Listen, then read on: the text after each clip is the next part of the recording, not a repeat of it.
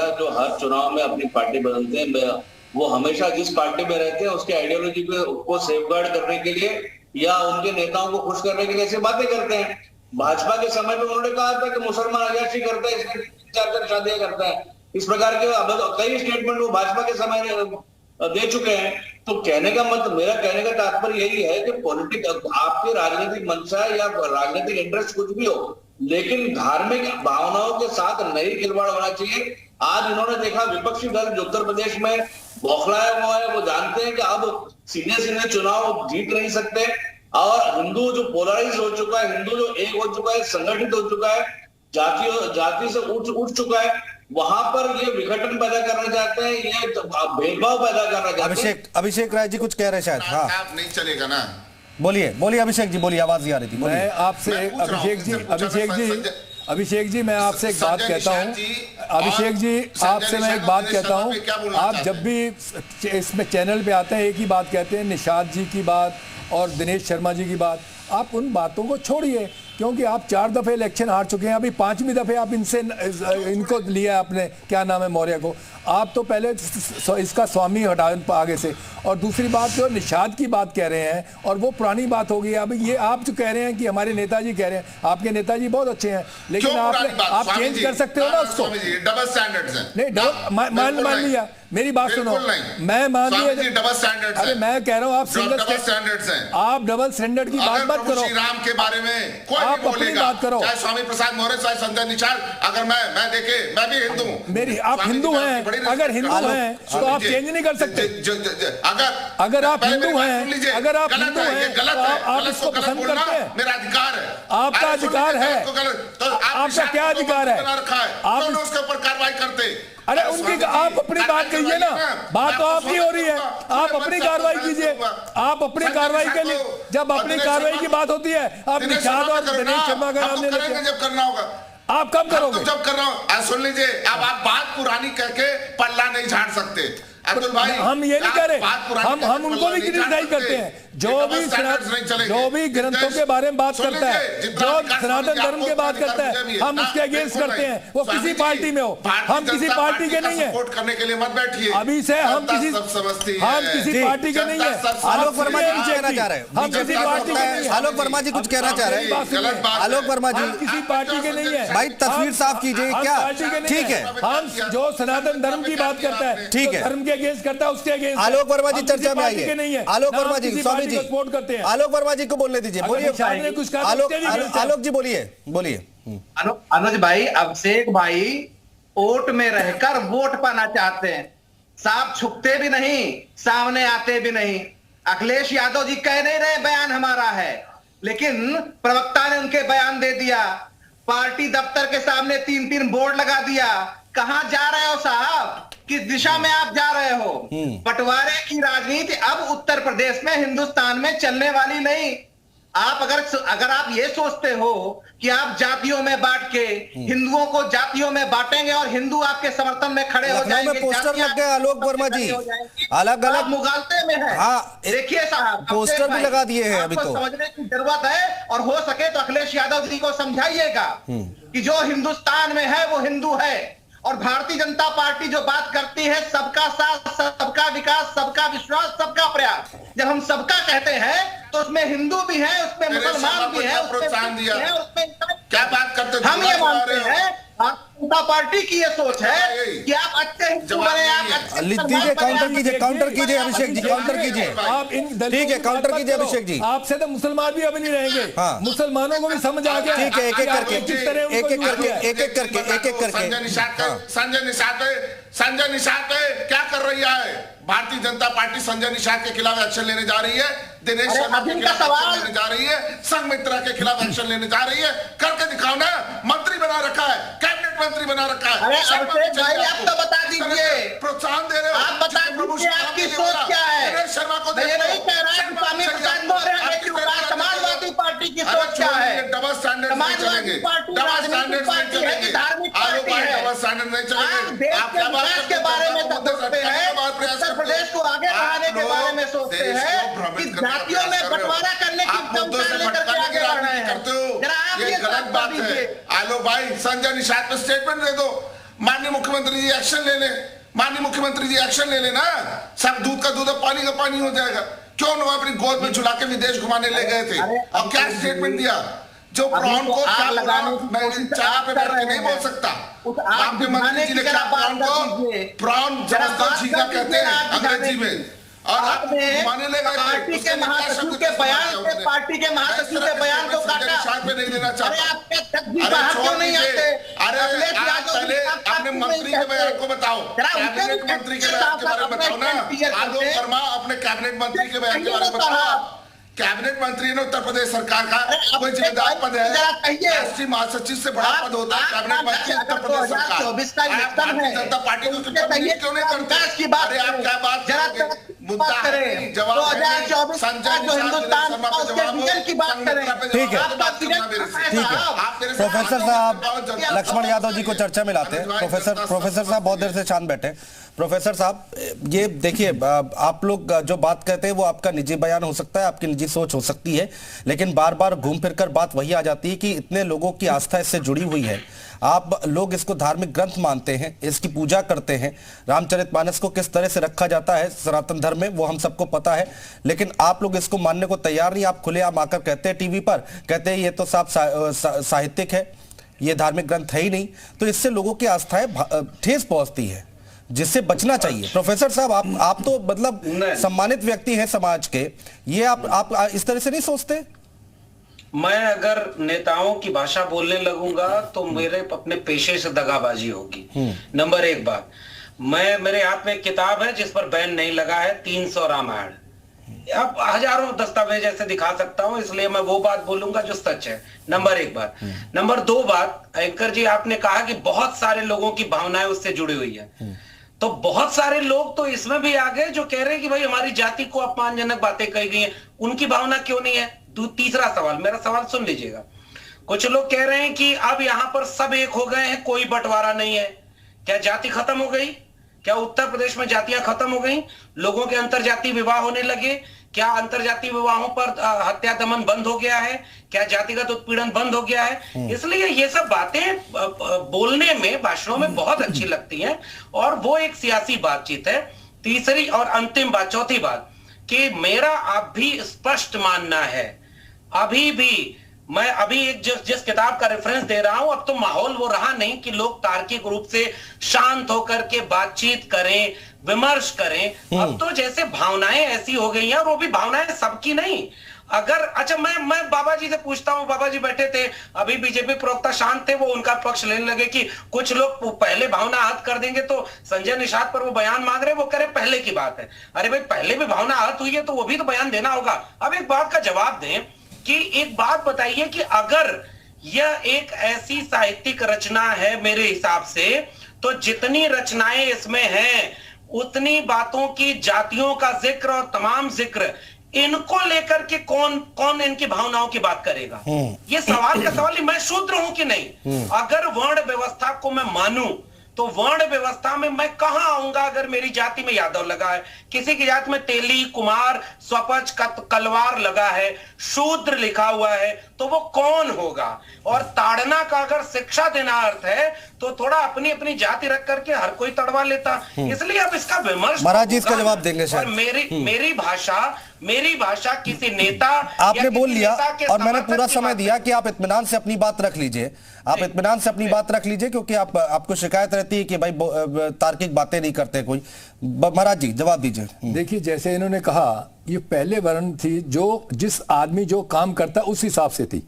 आज भी आपने देखा होगा शूद्र पंडित भी हैं, आपको देखा होगा जो कथावाचक भी हैं, आपने देखा होगा आईएएस ऑफिसर भी हैं, आपने देखा होगा वो जज भी हैं, आपने देखा होगा आपकी तरह प्रोफेसर भी हैं। हाँ। जो जिस उसमें कैटेगरी में आता है उसको लिया जाता है। कहीं शूद्र को कभी ये आईएएस ऑफिसर होता है तो उसको बोलते हैं शूद्र है, वो आईएएस ऑफिसर है। तो जो जिस काम कैटेगरी का है, आज प्लम्बर है, अगर वो पंडितगिरी वो प्लम्बरगिरी करता है तो उसको प्लम्बर कहते हैं। तो ऐसा कुछ नहीं है। ये तो आप लोगों ने जो वेस्टर्न था, जो आपके लेफ्टिस्ट इन्होंने ऐसा बना रखा है, इसको धर्म को, हिंदू धर्म को सॉफ्ट था, जिसने कहा, जो लोगों ने कहा, लोगों ने मान लिया। लेकिन अभी क्या है, अब ये नहीं रहा, अब बोलना शुरू हो गया, हिंदू भी जाग पड़े हैं, हिंदू बोलने लगे हैं, इसलिए आप सब लोग को तकलीफ होती है। आज तक जैसे निषाद की बात आप करते हो, मैं निषाद हो चाहे XYZ कोई हो, जो हमारे में, हम पॉलिटिशियन नहीं है, हम, आपने कहा कि हमने बीजेपी के समर्थक की बात की,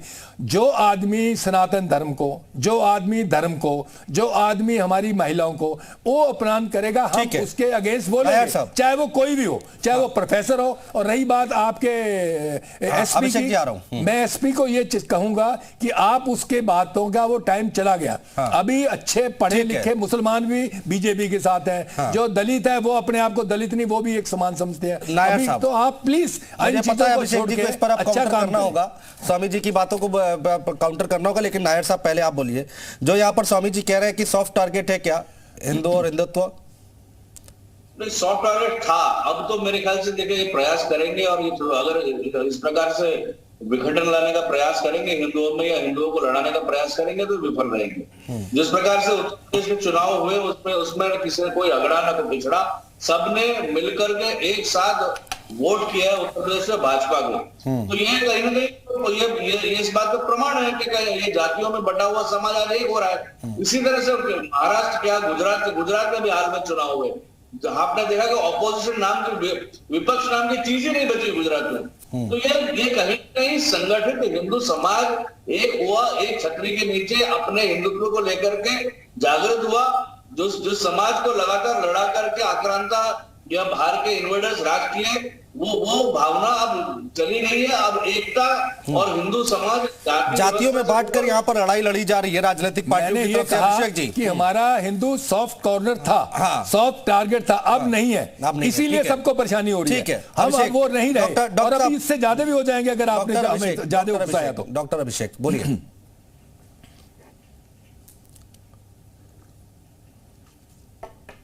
आवाज नहीं आ रही है डॉक्टर साहब की, आवाज नहीं आ रही है डॉक्टर साहब, आवाज नहीं आ रही है, कोशिश करिए। हाँ को ठीक है, हम कोशिश कर रहे हैं कि इसको सही कराएं। ठीक है, आलोक वर्मा जी देखिए, डॉक्टर साहब, डॉक्टर अभिषेक राय जी बार बार आप लोग के ऊपर टारगेट कर रहे हैं कि आप लोग कार्रवाई कब करेंगे। घूम फिर कर बात वही आ रही है, डिबेट जब से शुरू हुई है और अब हम आखिरी पड़ाव पर है, तब भी वो एक ही बात कह रहे हैं। अनुज भाई, जब मैं बोलता हूं तो मुझे डबल आवाज आ रही है। कोशिश कर रहे हैं कि सही करा रहे हैं। आलोक जी आप अपनी बात रखिए। पहली बात यह है कि कानून उत्तर प्रदेश में अपना काम करता है, हिंदुस्तान में अपना काम करता है। कानून का जो दायित्व है उसमें कहीं कोई दबाव नहीं है, वो अपना काम करेगा, पहली बात। दूसरी बात, यादव जी ने एक बड़ी अच्छी बात कही कि क्या जाति की बेड़ियां उत्तर प्रदेश या हिंदुस्तान में टूट रही हैं? मैं कहूंगा हाँ, टूट रही। उन्होंने कहा क्या अंतर जाति विवाह हो रहे हैं? मैं कहूंगा हाँ भी और ना भी। लेकिन जो मैं ना कहता हूं उसको भी हाँ, अगर हमें बदलना है तो हमें क्या करना होगा? हमें विकास की तरफ बढ़ना होगा, हमें तरक्की की तरफ जाना होगा, हमें उद्योग धंधे यहां खड़े करने होंगे, लोगों को एजुकेट करना होगा। जाति जमात में बांट करके वोट लेकर, ठीक है, उससे उत्तर प्रदेश, ठीक है, समय ज्यादा बचा नहीं है। डॉक्टर अभिषेक राय जी आवाज आ रही हो तो अपनी बात रख लीजिए जल्दी से।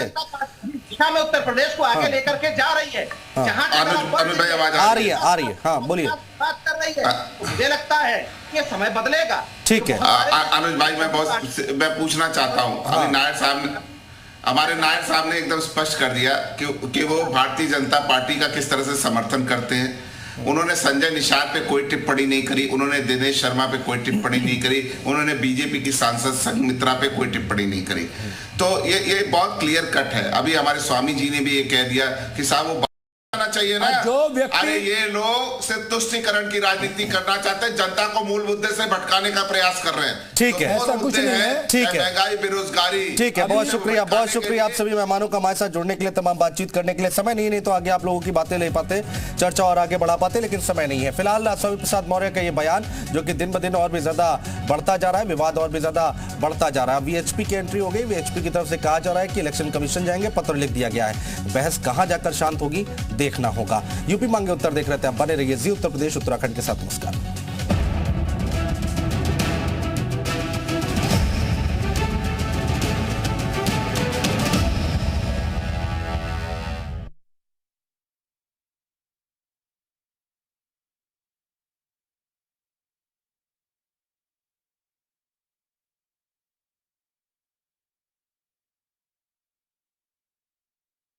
भारतीय जनता पार्टी के आपका स्वागत है दोनों का। श्रीराज नायर जी हैं, प्रवक्ता है वीएचपी से। अभिषेक राय जी, प्रवक्ता समाजवादी पार्टी से। आप दोनों का भी बहुत स्वागत है। स्वामी चंद्रदेव महाराज जी हैं, हिंदू धर्मगुरु, हमारे साथ जुड़ चुके हैं। महाराज जी, आपका भी स्वागत है। सबसे पहले अभिषेक राय जी आपके पास आएंगे। अभिषेक राय जी, ये मामला और भी ज्यादा बढ़ता ही जा रहा है, शांत नहीं हो रहा है।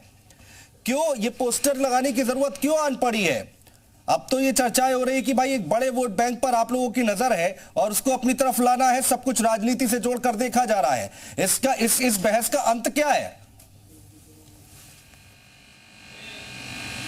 अनुज भाई देखिए, बहुत सीधी सी बात मैं बता रहा हूँ कि समाजवादी पार्टी किसी के निजी बयानों को सपोर्ट नहीं करती। हमारे राष्ट्रीय अध्यक्ष जी ने, हमारे राष्ट्रीय महासचिव आदरणीय शिवपाल यादव जी ने, हमारी निवर्तमान महिला सभा की राष्ट्रीय अध्यक्ष श्रीमती जूही सिंह जी ने एकदम क्लियर कट सारी चीजें, पार्टी का स्टैंड क्लियर कट रख दिया है। और ट्वीट के माध्यम से, प्रेस कॉन्फ्रेंस के माध्यम से भी हम किसी के निजी बयान को सपोर्ट नहीं करते। ये समाजवादी पार्टी की विचारधारा नहीं, पहली बात। दूसरी बात मैं ये कह रहा हूँ कि देखिए, अभी संजय निषाद जी ने प्रभु श्री राम पे क्या क्या टिप्पणी करी थी और किस तरह की टिप्पणी उनके जन्म पे करी थी, और उनको कैबिनेट मंत्री बना के बैठा रखा है। क्यों नहीं Bharatiya Janata party double standard क्यों कर रखती है? दूसरी तरफ उनके क्या कहते हैं, उप मुख्यमंत्री दिनेश शर्मा जी थे, उन्होंने माता सीता के लिए क्या कहा, टेस्ट ट्यूब बेबी तक कहा है। तो उनके ऊपर क्यों नहीं कार्रवाई करी? तब क्यों नहीं कार्रवाई करी? ये डबल स्टैंडर्ड्स क्यों रखते हैं भाई? अगर आपको कार्रवाई का स्वामी प्रसाद मौर्य के खिलाफ तो आप लोगों ने FIR दर्ज करा दी, तो इन लोगों को क्यों नहीं आप बर्खास्त करके एक एग्जाम्पल सेट करते? करना चाहिए ना। आप इस तरह की बातें क्यों करते हैं? जहां तक भारतीय जनता पार्टी की बात है, क्योंकि वो जनता की बात बिल्कुल नहीं करना चाहती। वो जो मेन मुद्दे हैं, मैंने पूछना चाहता हूँ, 3 ग्लोबल इन्वेस्टमेंट समिट हो गई और उसमें क्या किया इन्होंने? अभिषेक राय जी, जो सवाल आप उठा रहे हैं वो बीजेपी के प्रवक्ता यहाँ पर बैठे हैं, मैं उनसे इस बात का जवाब जरूर ले लूंगा। आलोक वर्मा जी इसका जवाब जरूर देंगे। लेकिन आप कह रहे हैं कि किसी के निजी बयान है उसका समर्थन समाजवादी पार्टी नहीं करती, ये पार्टी की विचारधारा नहीं है। उसके बाद आप उनको प्रमोट करते हैं, उसके बाद आप उनको पद देते हैं, पार्टी में रखे हुए हैं। आप पहले अपनी बात क्लियर कीजिए। बीजेपी के लोगों से तो हम पूछ ही लेंगे जो आप सवाल उठा रहे हैं। अनुज भाई, हमने किसी को कोई प्रमोट नहीं किया। ये हमारी जो सूची है, ये सूची किसी के बयान, निजी बयान आने से पहले ये सूची तैयार हो चुकी थी। ये 7 जनवरी की सूची है और उसको क्या कहते हैं, अभी प्रकाशित किया गया। हमारी राष्ट्रीय कार्यकारिणी का गठन 7 जनवरी को हो चुका था। हाँ। और उसमें कुछ लोगों को ऐड करना था, नहीं करना था, ये सारी चीजें प्रक्रिया पहले हो चुकी थी। तो किसी के निजी बयान को समाजवादी पार्टी सपोर्ट नहीं करती। तो प्रक्रिया पहले हो गई थी। अभिषेक जी देखिए, ये ठीक है, वो बाद में बदली नहीं जा सकती थी क्या लिस्ट? क्या आपको नहीं पता था क्या कि अगर उनका नाम फिर से आएगा नाम सामने, आप प्रमोट करेंगे उनको, तो उसके बाद हंगामा होगा, बवाल होगा और आप पे सवाल उठेंगे? ठीक है, आलोक वर्मा जी जवाब दीजिए यहाँ पर।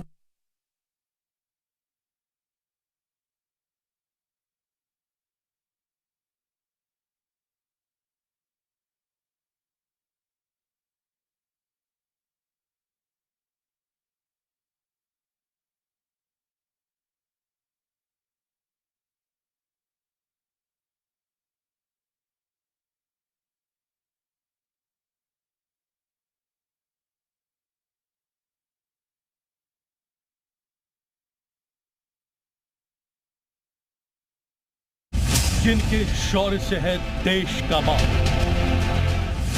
देश की रक्षा में जिन्होंने दी अपनी जान, एक शान ऐसे शहीदों के नाम है उनको नमन। 3 फरवरी दोपहर 2 बजे से लगातार सिर्फ जी उत्तर प्रदेश उत्तराखंड पर। प्रेजेंटिंग स्पॉन्सर उत्तराखंड शासन, co presenting Devbhoomi Uttarakhand university Dehradun, co powered by Uttaranchal university Dehradun, Centurion defence academy Dehradun. Associate sponsors Luno, complete range of solar and battery solution, Doon group of colleges Dehradun, Pashupati industries Uttarakhand, Nainital bank Uttarakhand, एंड्स लाइट लगाओ, अंधेरा भगाओ।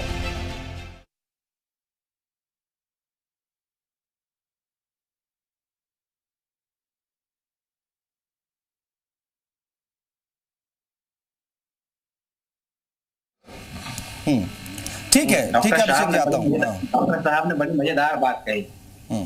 बयान समाजवादी पार्टी का बयान नहीं है। अनुज भाई, इस पर एक शेर मुझे याद आ गया। हमको मालूम है जन्नत की हकीकत, लेकिन दिल को बहलाने को गालिब ये ख्याल अच्छा है। आज ये लोग खारिज हो गए हैं। स्वामी प्रसाद मौर्य खुद खारिज हो गए। विधानसभा इलेक्शन उन्होंने लड़ा, अपनी सीट भी वो जीत नहीं पाए।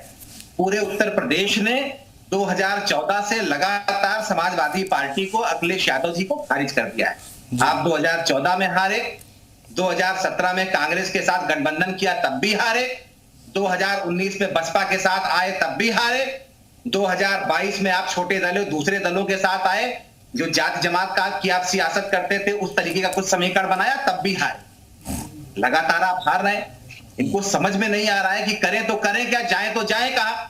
लगातार हार से निजात कैसे मिले? तो 2024 में इन्होंने बांटने की रणनीति बनाई है। बांटो और राज करो। इनको लगता है कि ये जाति जमात की जो सियासत पहले ये चलाते थे 90 के दशक में,